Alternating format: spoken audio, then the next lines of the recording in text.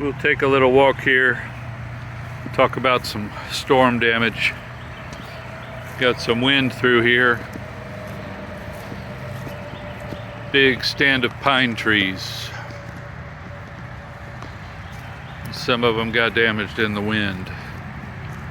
We'll walk up here. Good sized section on the ground. Right here. Broke off mid-section. Real strong wind. Had some tornadoes in the area. Could have been part of the tornado forces. Then the bigger one over here,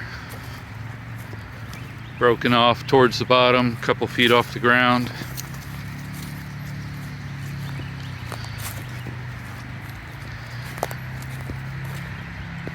This one's about 50 feet long, broken off right there, all the way over to the field, right there. Made it just into the field, so need to cut that out or we won't be able to get the soybeans planted. Pretty minor for as big a storm as it was, so we'll take what we can get.